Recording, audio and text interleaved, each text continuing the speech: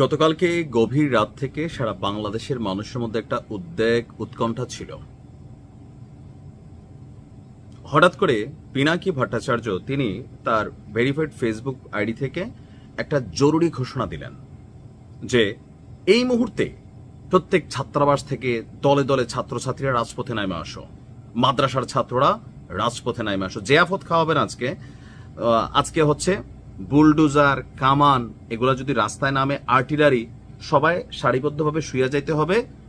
কারণ কি, সেনাবাহিনীর অভ্যন্তরে আজকে রাত্রে কু করার চেষ্টা হবে, আর সেখানে প্রয়োজনে আরেক নদী রক্ত দিবে। তো দাদারে বলতে চাই যে আপনার পরিবারের কেউ কে আছে রক্ত দেওয়ার? সারা রাত তো আমরা দেখলাম, কোনো কিছুই হইল না। মানে এই যে হঠাৎ করে গভীর রাতে আমার কাছে মাঝে মাঝে মনে হয় যে পিনাকিদা বা ওনাদের যে কোরআনটা আছে দেশের মধ্যে আসলে তারা কি চায় ভাই, সিরিয়াসলি। একটা সময় শ্রদ্ধার জায়গা ছিল মনে হইতো, কিন্তু এখন মনে হয় যে একটা মেটিকুলাস কোনো একটা পরিকল্পনা ওনাদের মাথায় ঘুরতেছে। I don't know Y.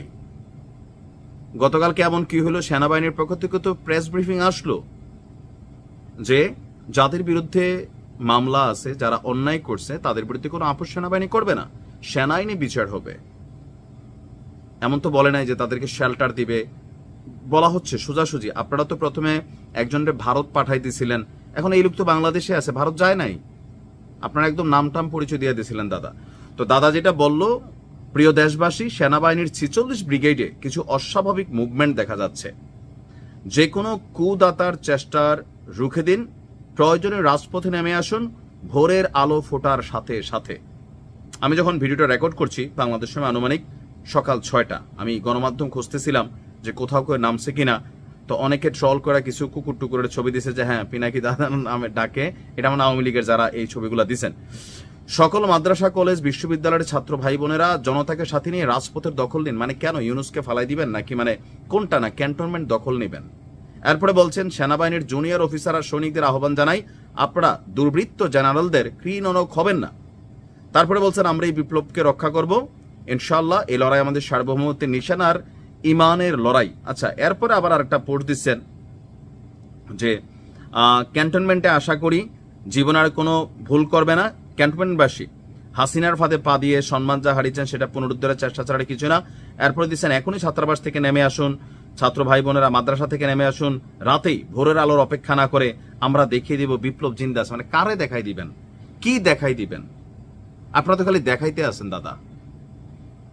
দেশের মধ্যে আমার মনে হচ্ছে আপনার ভিডিওর কারণে আরো একটু বেশি অশান্তি তৈরি হচ্ছে। বি অনেস্টলি, আমি ইদানিং সময় ওনার ভিডিওর আগা মাথা বুঝি না।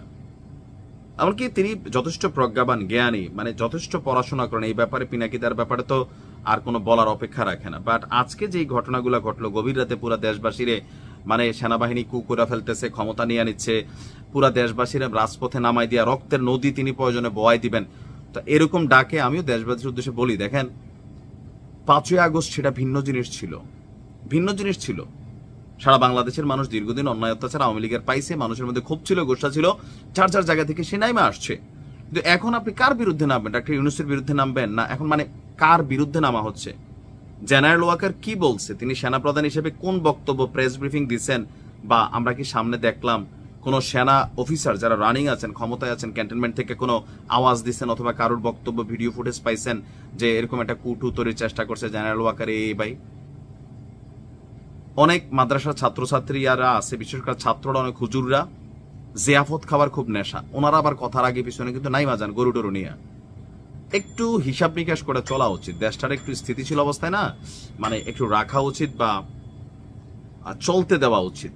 সামনে নির্বাচন, জাতি একটা নির্বাচনের অপেক্ষা করছে। সেনাবাহিনী ক্ষমতা জীবনও নিবেন। আপনি এই পর্যন্ত সেনাবাহিনীর কোনো অ্যাক্টিভিটিতে মনে হয়েছে